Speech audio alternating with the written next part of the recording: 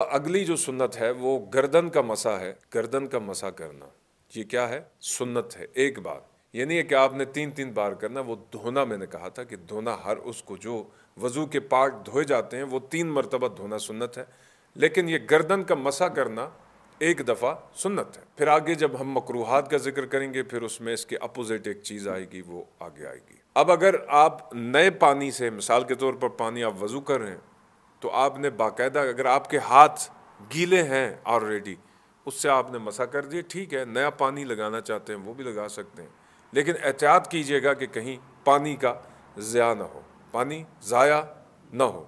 कुछ लोग इस मामले में बहुत फराह दिल होते हैं। टूटी को खोलेंगे, टब को खोलेंगे, उसका प्रेशर बहुत ज़्यादा होगा और अपनी तरफ से वो वज़ू कर रहे होंगे, अपनी तरफ से ये समझते हैं कि वो वज़ू कर रहे हैं, लेकिन वो जो पानी स्पीड से निकलता है ना, तो उससे क्या होता है? उससे ज़ाया होता है। बाज़ मस्जिदों में सिस्टम मैंने ऐसा देखा, मुझे बड़ी खुशी हुई। जैसे ही आप हाथ नीचे करेंगे पानी निकलेगा, हाथ पीछे करेंगे पानी बंद, ठीक है। तो अल्लाह ताला कोई ऐसी सबील कर दे कि हमें भी वो सिस्टम नसीब हो जाए। अल्लाह के ख़जानों में कोई कमी नहीं है कि हम भी वो पानी जो है ना ज़ाया ना करें। अल्लाह से दुआ करते। अच्छा, फिर इसके अलावा दोनों कानों का मसा करना क्या है? सुन्नत है। कानों का मसा सुन्नत है। ये अंगूठा आपका बाहर होगा और ये उंगली आपकी शहादत की इनसाइड। कानों का मसा आपने ये करना है, ये क्या है? सुन्नत है। फिर इसके अलावा तरतीब से वज़ू करना, ये क्या है?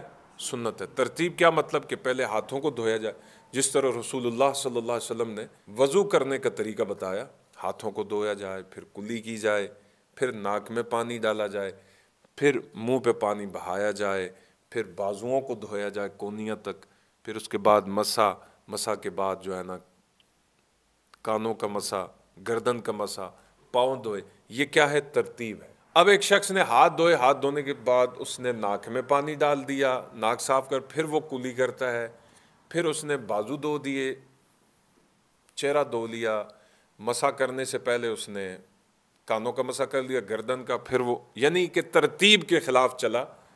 वज़ू उसका हो जाएगा अगर उसके चारों फ़र्ज़ मुकम्मल हो गए, चारों चीज़ें मुकम्मल हो गई। लेकिन हम ये कहेंगे कि ये वज़ू उसका क्या होगा? खिलाफ़ सुन्नत होगा। क्या होगा? खिलाफ़ सुन्नत। उसको ये आदत नहीं बनाना चाहिए। फिर उसके अलावा 15वीं और आखिरी सुन्नत जो हमने 15 सुन्नतें तय की थी, जो 15वीं सुन्नत है वो ये है कि बग़ैर वक्फ़े के वज़ू करना। ये नहीं है कि आपने हाथ धोए, फिर जनाब मन साथ में बैठे हुए साथी को देखा है, ऐसे देखा, और जी खैरियत है, आ गए, अब हाथ धोए, या आपने हाथ धोए, साथ में बैठे हुए से आप गुफ्तगू कर रहे हैं, 2 बातें उससे की, फिर जनाब कुल्ली करना शुरू कर दी।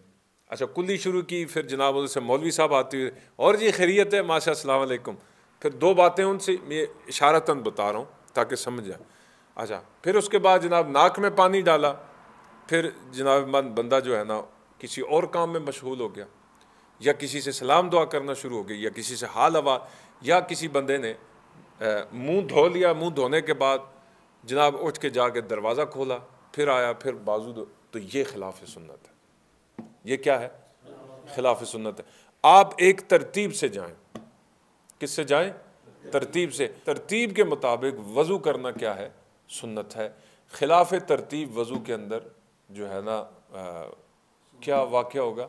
जो मैंने शुरू में इब्तिदाई दर्स में मैंने कहा था कि शैतान की मुदाखलत, ठीक है। आप फ़राइज़ तो आपने हर हाल में पूरे करने, लेकिन जब आप वज़ू की सुन्नतें और वज़ू के अंदर जो मुस्तहबात हैं उनकी तरफ तवज्जो देंगे और मकरूहात वज़ू से बचेंगे, तो आप अपने वज़ू को महफूज बना लेते हैं। किससे? शैतान के वसवसों से।